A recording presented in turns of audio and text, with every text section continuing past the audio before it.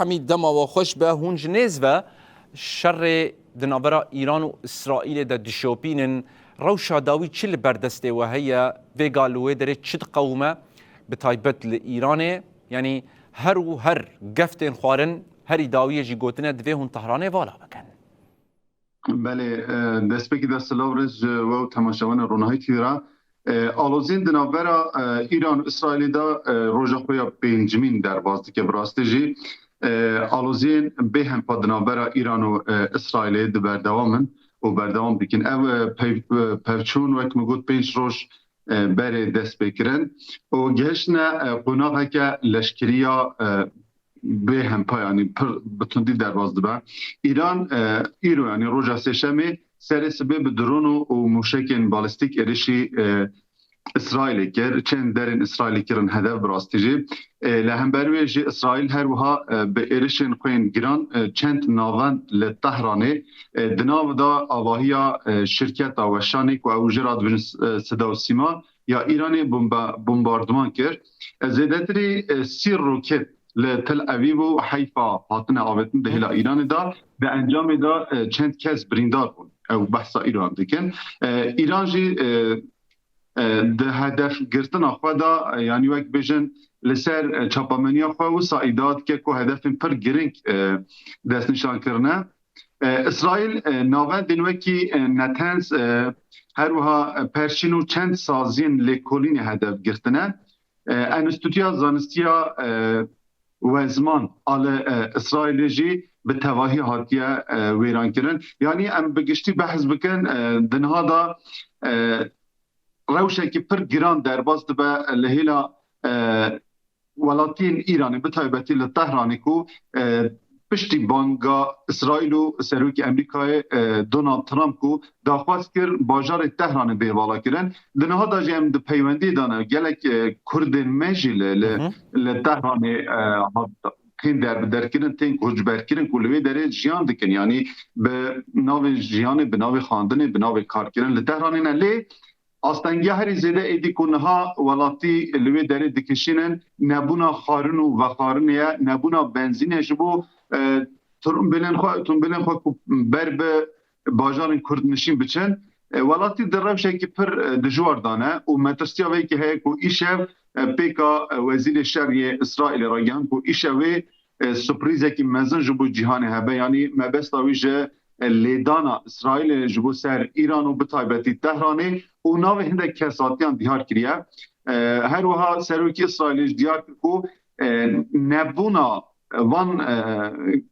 چاوبجنوی شهری و هر وها گرجی ناوه تنه بکشتنا ریبر بالای ایران تبداوی کرن یعنی راست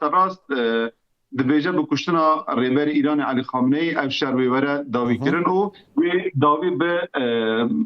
انرژی اتمی وره داین لإیرانه بله نها او خلکن لطهران بهتر بری خواه ددن کی داره یعنی کی جان دور جبوان بس نشانه کج باجار خود در کبن و بچن وی دبره کجبر ببن پشتی به هشیاریا دونالد ترامپ براستی وقت من گوت نها دروشه که گران دا جیانا خود در باز کن جبر کو ایدیلسر سوسیال میدیا هر یک جوان لپان پر خواه هوا روان دشته کو بنزین یا امبیشن دیزل گازوی جوان را ایدی هر در هاتنه بمباردمان کرن دوان ویدیو کل سر سوسیال میدیا جهاتن بلاف کردن گلک جهین کل سر ریا تهران کود بر به امبیجن شمال دچه بر به مازندران دچه بر به خراسان دچه همو او رین کو وی دریانی به کرتاسی دخوازم بجم اسرائیل پر به نبلانگیری از بجم لی تشتی کو هم دبینن به زیرکانه به تاکتیکن پر زیرکانه وی شری بروده بدن همو او درین کو گریدای جیانا لشکریه جبر کو هیلا بنزین هیلا گازول او هیلین کو لشکری ترومبیل لشکری بکارتین وانا بمباردمان دکه دوه هیل داجم ملت با قربانی جبر کو دخوازن لتهرانی در کمالی ایدی او شیانی وانجینی نه ایدی بری خوددن در دور این تهرانی بری خوددن او جین چول گلک جوانجی ده مزگفتان دا جبر کو بریانها جی و تبیج دولت ایران گوتبو ملت دکاره بری خوب ده مزگفت لی او جی نه جیه که براستی بجم پشتڕاستکریەک و دەولەتە ئیسرائیلی وان دەڕژینادە لێ بله. ئیشە وەک تێچاوەڕێکردن وێ بڕاستی تراژیدی مەزن چێمن لە تەهرانê. بله پرسا داویە زێ شەبکەم ڕەوشا کوردان لە ناوابی شەڕی چاوایە بتایبەت کوردن لە ڕۆژهەلاتی کوردستانê پشتی وان êrîşên dijwar yên İsraîlê li ser wê deverê me niha got dibe bêtirî 15 milyon Kurd li wê derê hene. Rewşa wan li wê derê bi çi rengî ye? Gelo ew jî bandor bûne ji vî şerî, çi zehmetî li ser wan hene û vêga xwe ji bo çi amade dikin Kurd? Bi rastî di rewşên wiha da jî hûn jî dizanin bi taybetî mesela li Sûriyê jî ew rewş gelê me li Rojavayê Kurdistanê dît li rewşên wiha da ku dibe şerê dewleta yan guhertina sîstema dewletekî da her netewe li wê derê dixwaze mafê xwe çarenûsê bibîne, mafê xwe yê rewa bi dest xwe bêxe û parastina wan bihêkirin. Ji bo yekî jî niha pêka karê me yê rojnamavanî û têkeliya me bi xelkê me yê Rojhilatê Kurdistanê ew jî daxwaza hêzê dikin, daxwaza parastinê dikin. Yani vekilî ez bêjim yek ji daxwazê wan jî ew in hemû hêz û aliyên siyasiyên Kurdistanî ku li dervey İran û Rojhilatê Kurdistanê kar û çalakiyên xwe birêve dibin, eger hatu sîstema İranê pêka wî şerî hat guhertin yan deselata İranê li ser kar çû, hemû hêz û partiyên siyasî li Rojhilatê Kurdistanê xwedî derkevin û fikr û îdeolojiyê xwe bidin hêlekê bi yek hêz. Yani bi peyamekê yekgirtî vî gelî biparêzin. Wextê ku êdî em bêjin bin xwedî statoyek wî çaxî dikarin her yek bi navê xwe her yek bi felsefe û bi fikr û ramanên xwe xebatên siyasî di nava Rojhilatê Kurdistanê da bikin. Lê niha daxwaza gelê Rojhilatê Kurdistanê eger hatu sibê statoyek dest Kurda ket, di niha da parastina Kurda li her tiştê girîngtir e ji bo wan.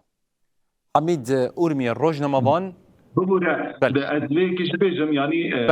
gelê Rojhilatê Kurdistanê wekî erkê xwe insanî hercar dîsa netinê bank li Kurdên bajarê dikire, bank li teva İraniya jî kirine. Kesên ku di rewşa niha da bêxanî mane, bêmal mane, bênan mane deriyên me vekirîne. Yani banka insanî ji Rojhilatê Kurdistanê dîsa ber bi İranê bilind bû, deriyê xwe ji bo hemû welatiyên İranê vekirine kesên ku hewcedar bin pêwîst bin dikarin biçin di malên Kurda da li wê derê bi Kurdane pêşwaziya wan bikin. ev tişt ji Kurdan ne xerîbe her tim û alozî deriyê xwe ji bo her kesî vedikin. Hamîd Urmiye rojnamavan gelekî spas got rewşa şerê İran û İsraîlê dişopîne agahiyên berfireh me re par vekirin.